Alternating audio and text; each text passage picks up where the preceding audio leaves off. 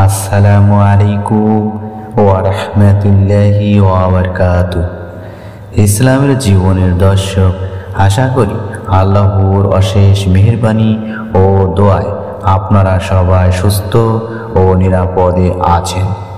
দিনী ভাই ও বোনেরা, আপনাদের যদি খুব বেশি টাকা পয়সা অর্থ সম্পদের প্রয়োজন হয়, এভাবে সূরা ইখলাস মাত্র 15 বার পাঠ করুন। ইনশাআল্লাহ খুব দ্রুত আপনাদের খুব বেশি পরিমাণ টাকা পয়সা ধন সম্পদের ব্যবস্থা হয়ে যাবে।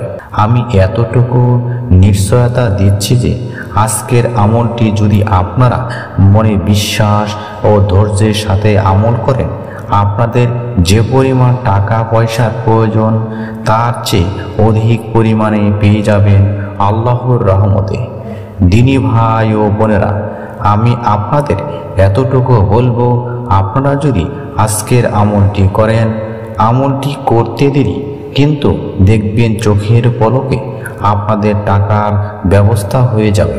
আপনারা যখন আজকের কার্যকর আমলটি করবেন, অর্থাৎ সূরা ইখলাস পাঠ বা আমল করবেন, তার আগে আর একটি দোয়া পড়তে হবে। সূরা ইখলাস পাঠ বা তেলাওয়াত করার আগে যে ছোট্ট দোয়াটি পড়তে হবে, সেই দোয়াটি আপনারা সবাই জানেন। তারপরও আমি দোয়াটি একবার বলে দিচ্ছি। আপনার দোয়াটি মাত্র 3 বার পাঠ করবেন। দোয়াটি হচ্ছে বিসমিল্লাহির রহমানির রহিম। এই ছোট্ট দোয়াটি 3 বার পাঠ করার পর যখন সঠিক নিয়মে সূরা ইখলাস তেলাওয়াত করবেন, দেখবেন যে এত পরিমাণ টাকা আসবে। বৃষ্টি যেভাবে বর্ষণ হয়, ঠিক সেভাবে টাকা আসবে ইনশাআল্লাহ। সম্মানিত ভাই ও আমার বোনেরা, আজকের কার্যকর ভিডিওটা শুরু করার আগে আসুন মহান আল্লাহর কাছে একটু ফরিয়াদ করি। হে বিশ্ব জগতের পালনকর্তা, আমাদের সবাইকে অভাব অনটন দূর করো এবং হালাল রিজিক বৃদ্ধি করো, আমিন। ছোট্ট অনুরোধ, ভিডিওতে একটা লাইক ও চ্যানেলটি সাবস্ক্রাইব করে বেল বাটন অন করবেন। আসুন আবার মূল আলোচনায় আসি।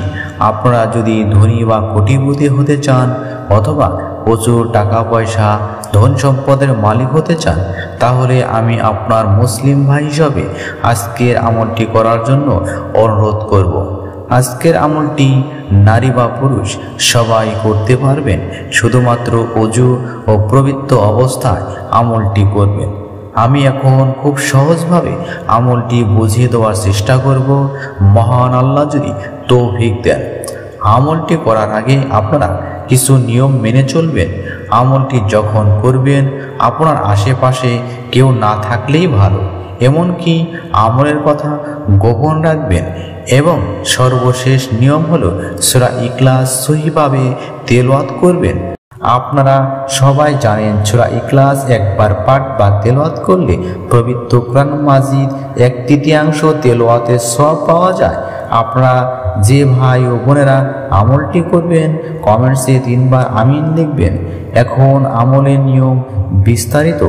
রাতে ঘুমানোর আগে ওযু করে পাক পবিত্র স্থানে বসবেন।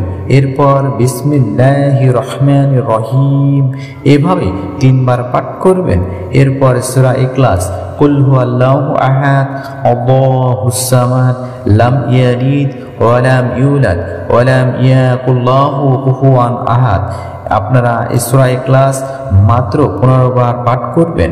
আমি জানি আপনারা সবাই সূরা ইখলাস সহিভাবে তেলাওয়াত করতে পারেন। 15 বার সূরা ইখলাস তেলাওয়াত শেষ করে আপনারা রাসূল সাল্লাল্লাহু আলাইহি সাল্লামের উপর 7 বার দরুদ শরীফ পাঠ করবেন। আপনারা যে দরুদটি পারেন, আপনাদের সময়ের স্বল্পতার কারণে সবচেয়ে শ্রেষ্ঠ দরুদ সাল্লাল্লাহু আলাইহি ওয়াসাল্লাম, সাল্লাল্লাহু আলাইহি ওয়াসাল্লাম, সাল্লাল্লাহু আলাইহি ওয়াসাল্লাম, এই সূত্রটি পাঠ করতে পারেন। সর্বশেষ চোখ বন্ধ করে 2 হাত তুলে বিশ্বজগতের প্রতিপালক মহান আল্লাহর কাছে আপনার মনের চাওয়া, আপনার অভাব অনটনের জন্য ফরিয়াদ করবেন। আল্লাহ সবার মঙ্গল করুন। আসসালামু আলাইকুম ওয়া রাহমাতুল্লাহি ওয়া বারাকাতুহু।